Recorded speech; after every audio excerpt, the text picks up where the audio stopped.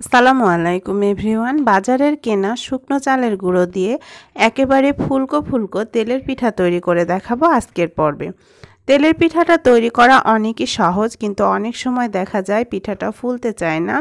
কিভাবে পারফেক্টভাবে ফুলকো আর ভেতরটা নরম তুলতুলে তেলের পিঠাটা তৈরি করবেন, সেই রেসিপিটি আজ আমি আপনাদের সাথে শেয়ার করেছি। আশা করছি আপনাদের অনেক অনেক ভালো লাগবে। পিঠা তৈরির জন্য এখানে আমি বাজার থেকে কিনে আনা 1.5 কাপ পরিমাণ শুকনো চালের গুঁড়ো ব্যবহার করেছি। আপনারা চাইলে এখানে ভেজা চালের গুঁড়োটাও নিতে পারেন। পিঠাটা যেন সফট থাকে সেজন্য এখানে আমি দিয়ে দিচ্ছি 1/2 কাপ পরিমাণ ময়দা। আপনারা চাইলে এখানে আটাও ব্যবহার করতে পারেন। দিয়ে দিচ্ছি প্রায় 3 টেবিল চামচ পরিমাণ গুঁড়া দুধ। আপনারা এখানে গুঁড়া দুধের পরিবর্তে একটু ঘন লিকুইড দুধও দিয়ে দিতে পারেন। চাইলে গোলাটাও দুধ দিয়ে গুলিয়ে নিতে পারেন। স্বাদমতো কিছুটা লবণ দিয়ে দিচ্ছি। এবারে সবগুলো শুকনো উপকরণ একটা হ্যান্ড উইক্স দিয়ে খুব ভালোভাবে মিশিয়ে নিচ্ছি।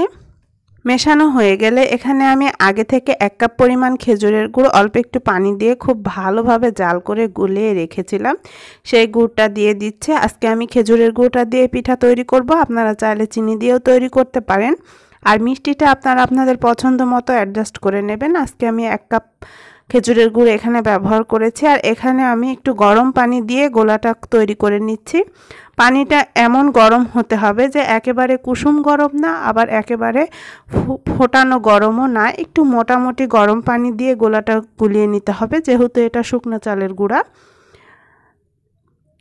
এবারে অল্প অল্প করে পানি দিয়ে আমি গোলাটাকে খুব ভালোভাবে গুলিয়ে নিচ্ছি। আপনারা চাইলে হাত দিয়েও এই কাজটা করে নিতে পারেন। আর একটু সময় নিয়ে অল্প করে পানি দিয়ে এই গোলাটা গুলিয়ে নিতে হবে। একেবারে বেশি পানি দিলে আবার গোলাটা পাতলা হয়ে যেতে পারে। আমি প্রায় 10 মিনিটের মতো এটাকে খুব ভালোভাবে ফেটিয়ে নেব। এই ব্যাটারটা যত ভালোভাবে ফেটানো হবে পিঠাটা তত বেশি ফুলকো হবে, আর খুব ভালো করে এ পর্যায়ে এটাকে ফেটিয়ে নিতে হবে। এই তো আমি প্রায় 7-8 মিনিটের মতো এটাকে ফেটিয়ে নিয়েছি। আর গোলার কনসিস্টেন্সিটা দেখুন, একেবারে ঘনও না আবার একেবারে পাতলাও না। আপনারা দেখলেই হয়তো বুঝতে পারছেন।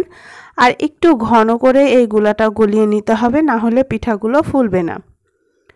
এই তো দর্শক দেখুন, এভাবে করে আমি গোলাটাকে খুব ভালোভাবে গুলিয়ে নিয়েছি। আর ব্যাটারটা আপনারা দেখেই হয়তো বুঝতে পারছেন যে কেমন হয়েছে। আবারও আমি এটাকে খুব ভালোভাবে কিছুক্ষণের জন্য ফেটিয়ে নিয়েছি। এবারে একটা ঢাকনা দিয়ে ঢেকে এটাকে আমি আধা ঘন্টার জন্য রেস্টে রেখে দেবো। এতে করে চালের গুঁড়াটা খুব সুন্দরভাবে ফুলে উঠবে আর পিঠাগুলো একেবারে পারফেক্ট হবে। আধা ঘন্টা পর আমি এই ব্যাটারটাকে আরও একটু ভালোভাবে ফেটিয়ে নিচ্ছি। দেখুন দর্শক, ব্যাটারের কনসিস্টেন্সিটা একেবারে পারফেক্ট হয়েছে। এবারে আমি পিঠাগুলো বানিয়ে নেব। সেজন্য চুলায় আগে থেকে একটা প্যানে পর্যাপ্ত পরিমাণ তেল খুব ভালোভাবে গরম করে নিয়েছি। তেলটা যখন গরম হয়ে এসেছে তখন চুলার জালটা আমি লো টু মিডিয়ামের মাঝামাঝি রেখে পিঠাগুলো দিয়ে দিচ্ছি। হাই হিটে পিঠাগুলো দিলে বাইরেটা পুড়ে যাবে আর ভেতরটা কাঁচা থেকে যাবে। দেখুন দর্শক, পিঠাটা খুব সুন্দরভাবে ফুলে উঠেছে। আর তেলটা অবশ্যই এখানে খুব ভালোভাবে গরম করে তারপরে পিঠাগুলো দিতে হবে। এই তো এবারে উল্টে পাল্টে একটু সময় নিয়ে আমি পিঠাগুলোকে পছন্দ মতো কালার করে ভেজে নেব। এই তো আমি ব্রাউন কালার করে পিঠাগুলোকে ভেজে নিয়েছি। দেখুন দর্শক, পিঠাটা কতটা ফুলকো হয়েছে। তেল ঝরিয়ে আমি এবার এই পিঠাটাকে উঠিয়ে নিচ্ছি। আমি আপনাদেরকে আরও একটা পিঠা তৈরি করে দেখাচ্ছি। পিঠার ব্যাটারটা যদি পারফেক্ট হয় তাহলে আপনাদের পিঠাটাও এরকম ফুলকো হবে। এই তো দর্শক দেখুন, পিঠাটা কতটা ফুলকো হয়েছে। এভাবে করে আমি উল্টে পাল্টে পিঠাটাকে ভেজে নিচ্ছি। আর বাকি যে পিঠাগুলো রয়েছে সেগুলোকেও আমি একইভাবে তৈরি করে নেব।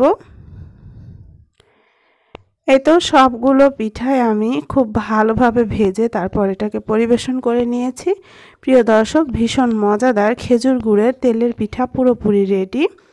পিঠাগুলো দেখতে যেমন লোভনীয় হয়েছে, খেতেও অনেক মজার। আমি আপনাদেরকে একটা পিঠা ভেঙে দেখাচ্ছি। দেখুন বাইরেটা কতটা ক্রিস্পি আর ভেতরটা একেবারে সফট। আপনারাও যদি এই টিপসগুলো ফলো করে এই পিঠাটা তৈরি করেন, আপনাদের পিঠাটাও এরকম পারফেক্ট হবে। আশা করছি আজকের রেসিপিটি আপনাদের ভালো লেগেছে। ভালো লাগলে লাইক, কমেন্ট এবং শেয়ার করতে ভুলবেন না। সবাই ভালো থাকবেন, সুস্থ থাকবেন। সবাইকে আল্লাহ হাফেজ।